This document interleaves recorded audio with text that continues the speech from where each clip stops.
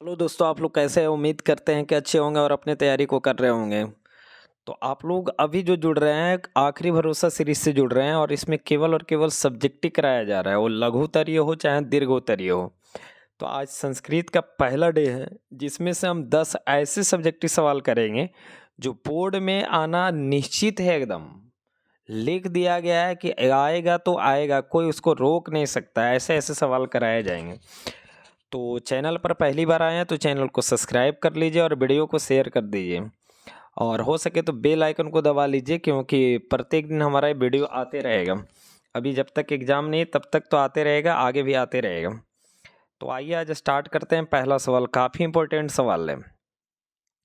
लिख रहा है, सिख संप्रदाय के लोगों के लिए पटना क्यों प्रसिद्ध है? बहुत बार पूछे गए हैं मेरे दोस्त, इसलिए इस सवाल को एकदम केयर कीजिएगा। लिख रहा है, सिख संप्रदाय के लोगों के लिए पटना प्रसिद्ध है क्योंकि सिख संप्रदाय के 10वें गुरु गुरु गोविंद सिंह जी का जन्म पटना में ही हुआ था। पटना में एक प्रसिद्ध गुरुद्वारा हर मंदिर साहब भी स्थित है जो गुरु गोविंद सिंह जी की याद में बनाया गया है। तो सिख संप्रदाय के लिए पटना क्यों प्रसिद्ध है वो समझ में आ गया। क्योंकि सिख संप्रदाय के लिए पटना इसलिए प्रसिद्ध है क्योंकि सिखों के 10वें गुरु गुरु गोविंद सिंह का जन्म हुआ था और उसी के चलते वहाँ एक मंदिर है जिसका नाम है हर मंदिर साहब। ये बहुत इंपॉर्टेंट क्वेश्चन था। नेक्स्ट सवाल पे हम लोग चलते हैं। लिख रहा है, चंद्रगुप्त मौर्य तथा अशोक के समय पाटलिपुत्र की रक्षा व्यवस्था कैसी थी? मतलब जब चंद्रगुप्त मौर्य शासन कर रहा था और अशोक सम्राट शासन कर रहा था, उस समय पाटलिपुत्र की व्यवस्था कैसी थी? तो लिख रहा है, चंद्रगुप्त मौर्य के समय पाटलिपुत्र की रक्षा व्यवस्था काफ़ी मजबूत थी और अशोक के शासनकाल में इस नगर का वैभव और समृद्धि हुआ करता था। मतलब बहुत ही बेहतर स्थिति में था पटना जब चंद्रगुप्त मौर्य शासन कर रहे थे और अशोक शासन कर रहे थे, उस समय की बात। नेक्स्ट थर्ड नंबर, भगवान बुद्ध ने पाटलीग्राम के बारे में क्या कहा था? सबसे पहले आपको ये समझना है कि पाटलीग्राम किसको बोला जाता है। तो पाटलीग्राम बोला जाता है पटना को ही। किसको बोला जाता है? पटना को ही। अब आगे हम बात करते हैं, प्राचीन काल में भगवान बुद्ध पाटलिपुत्र कई बार आए थे। देखिए, प्राचीन काल में भगवान बुद्ध जो है पाटलिपुत्र कई बार आए थे। भगवान बुद्ध ने पाटलिपुत्र के बारे में कहा था कि यह नगर भविष्य में एक महानगर बनेगा। देखिए, भगवान बुद्ध ने बोला था, भविष्यवाणी किया था कि यह नगर कभी ना कभी क्या होगा, एक बहुत बड़ा नगर बनेगा जो अभी पटना के नाम से प्रसिद्ध है। परंतु इसे जल, अग्नि और युद्ध से, यह बुद्ध नहीं होगा, यहाँ युद्ध से होगा। युद्ध से हमेशा खतरा बना रहेगा। भगवान बुद्ध ने 3 चीज बोले थे कि यह जो है जल से परेशान रहेगा तो बाढ़ आते रहता है, अग्नि से परेशान रहेगा मतलब अगजनी होते रहेगा, लड़ाई झगड़े होते रहेंगे, और युद्ध से भी परेशान रहेगा मतलब यहाँ लड़ाई झगड़े पूरी तरह से होते रहेंगे। नेक्स्ट सवाल हम 4 नंबर पे चल रहे हैं। लिख रहा है, पाटलिपुत्र वैभव पाठ के आधार पर पटना के वैभव का वर्णन अपने शब्दों में कीजिए। लिख रहा है, पाटलिपुत्र प्राचीन काल से ही अपनी वैभव, परंपरा, विद्या, धर्म, राजनीति, उद्योग क्षेत्रों के लिए काफ़ी प्रसिद्ध रहा है। मेगास्थनीज, फाहियान, ह्वेनसांग, इसिंग आदि विद्वानों ने इसका गुणगान किया है। मेगास्थनीज ने अपनी आत्मकथा में पटना के वैभव के बारे में चर्चा करते हुए कहा कि चंद्रगुप्त मौर्य के काल में इस नगर का शोभा और रक्षा व्यवस्था काफ़ी वैभवपूर्ण रहा था। यहाँ बड़े बड़े विद्वान प्रसिद्ध हुए और आज पाटलिपुत्र नगर पटना के नाम से प्रसिद्ध है। ये बिहार की क्या है? राजधानी। देखिए, पटना का वैभव जो है मौर्य वंश में ही था। वो चंद्रगुप्त मौर्य जो हो, तो चंद्रगुप्त मौर्य के ही शासनकाल में एक बहुत सारे विदेशी यात्री आए हैं जिसमें मेगास्थनीज है, फाहियान है, वेन्सांग है आदि विद्वानों ने पटना का वैभव का पूरा वर्णन किया है। नेक्स्ट हम बात करने जा रहे हैं 5 नंबर। लिख रहा, पटना के प्रमुख दर्शनीय स्थलों का उल्लेख कीजिए। लिख रहा, पटना में संग्रहालय, उच्च न्यायालय, गोलघर, तारामंडल, सचिवालय, जैविक उद्यान, मौर्यकालीन अवशेष भगवान महावीर का मंदिर तथा इसके अलावा सिख संप्रदाय के 10वें गुरु गोविंद सिंह का गुरुद्वारा जो पटना महानगर की शोभा को बढ़ाता है और यहाँ के सभी स्थान दर्शनीय हैं। तो कहने का मतलब है कि ये जो है पटना का प्रमुख दर्शनीय स्थल है, जिसमें हम आपको नाम लिए, संग्रहालय हो, चाहे उच्च न्यायालय हो, चाहे गोलघर हो, चाहे तारामंडल हो, चाहे सचिवालय हो, सभी। अब हम 6 नंबर पे बात करने जा रहे हैं। लिख रहा समुद्रगुप्त, ये समुद्रगुप्त ने, समुद्रगुप्त ने पटना के संबंध में क्या लिखा? समुद्रगुप्त ने पटना के संबंध में क्या लिखा? तो लिख रहा प्राचीन काल में पाटलिपुत्र को शिक्षा का केंद्र क्यों माना जाता? एक 2 सवाल हैं। एक तो समुद्रगुप्त ने पटना के संबंध में क्या लिखा, दूसरा प्राचीन काल में पाटलिपुत्र को शिक्षा का केंद्र क्यों माना जाता है। तो उत्तर समझिए। प्रस्तुत पाठ में लेखक ने बताया कि दामोदर नामक कवि से हमें जानकारी मिलती है कि सरस्वती के वंशज यहाँ रहते थे। राजशेखर कवि के अनुसार पाणिनि, पिंगल, वररुचि आदि महान विद्वानों की परीक्षाएं यहाँ ली गई थी। इससे ज्ञात होता है कि प्राचीन पाटलिपुत्र शिक्षा का एक प्रमुख केंद्र रहा था। बहुत ही अच्छा ये सवाल है।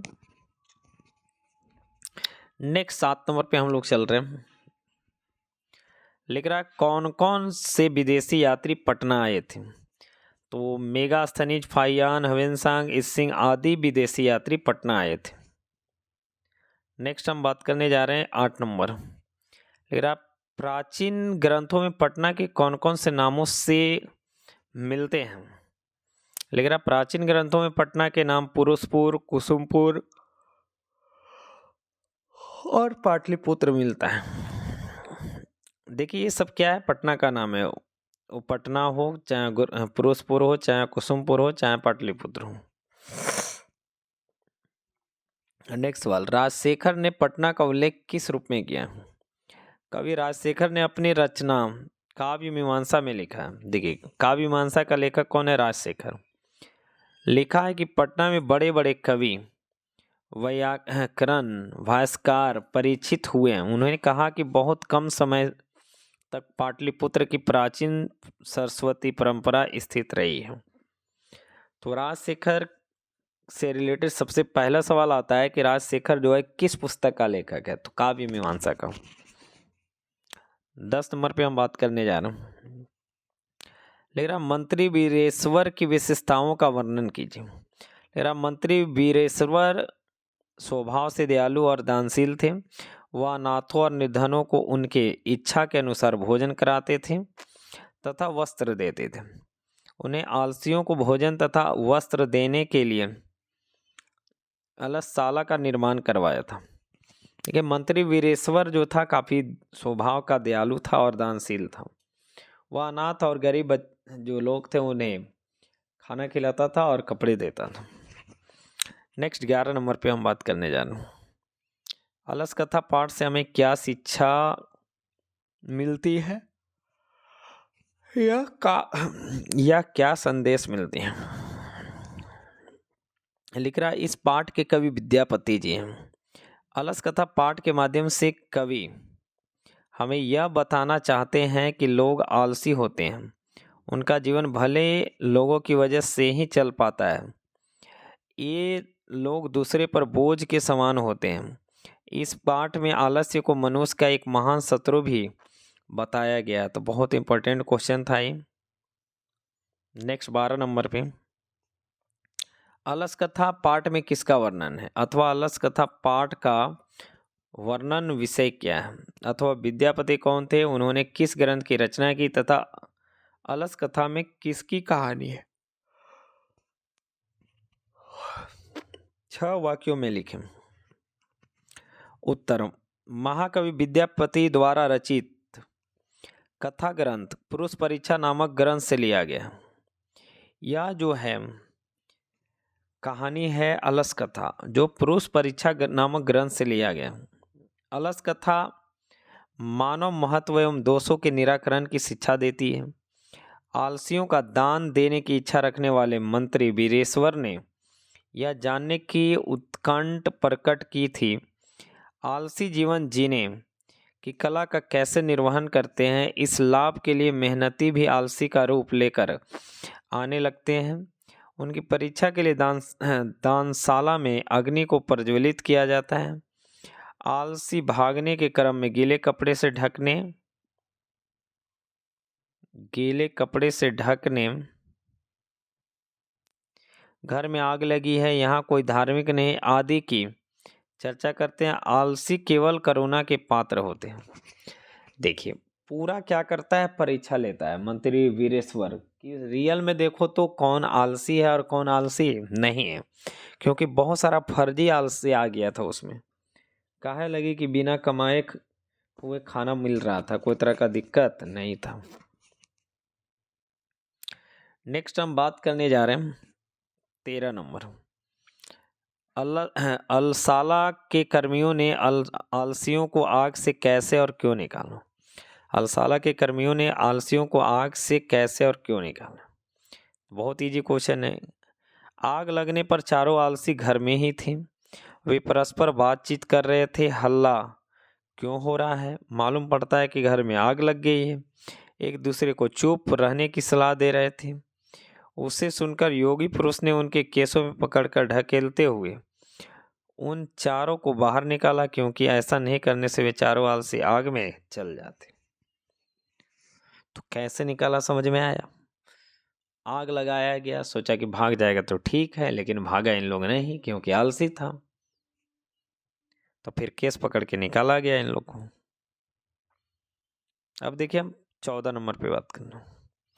चारों आलसियों के वार्तालाप को अपने शब्दों में लिख रहा। अगलगी के कारण जब लोग शोरगुल मचाने लगे तब एक आलसी ने कहा, अरे यह कैसा शोरगुल है। दूसरे ने कहा, शायद घर में आग लगी है। तीसरे आलसी ने कहा, कोई धार्मिक नहीं है जो भींगी हुई चटाई से ढक दे। तब चौथे आलसी ने कहा, अरे वाचाल कितना बोलते हो, चुपचाप क्यों नहीं रहा। तो भाई लो भाई, आदमी को मरने का भी नहीं डर है। नेक्स्ट हम 15 नंबर पे बात करते हैं। देखिए 15 नंबर सवाल क्या है मेरे दोस्त। 15 नंबर सवाल पे आते हैं। अलस कथा पाठ में वास्तविक आलसियों की पहचान कैसे हुई, अथवा अलस कथा पाठ में आग क्यों लगाई गई। उत्तर, पाठ में वास्तविक आलसियों की पहचान के लिए अलसाला में आग लगा दी गई। आग देखकर सभी धूर्त भाग गए, लेकिन चारों आलसियों ने भागने का प्रयत्न नहीं किया, बल्कि इस समय में भी वे दूसरों की मदद चाह रहे थे। इस प्रकार वास्तविक आलसियों की पहचान की गई। देखिए वास्तविक आलसी की पहचान इस प्रकार से किया गया कि देखिए आलसी के नाम पर बहुत सारे लोग भोजन करने आ गए, तो क्या किया गया, आग लगाया गया। आग लगाने से ये पता चला कि रियल में कौन कौन आलसी है, क्योंकि बहुत सारा क्या था, फर्जी आलसी उसमें जुड़ गया था। और फर्जी आलसी जब जुड़ गया था तो समझ ही नहीं आ रहा था कि कौन रियल आलसी और कौन फर्जी आलसी है। तो इस तरह से रियल और फर्जी आलसी को पहचान किया गया बहुत ही अच्छे तरीक़ा से, कोई तरह का दिक्कत नहीं हुआ।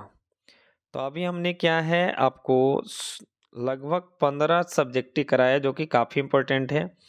नेक्स्ट पार्ट में हम क्या करेंगे, 16वें सब्जेक्टिव को कराएंगे। तो मिलते हैं नेक्स्ट वीडियो में, तब तक के लिए जय हिंद जय भारत।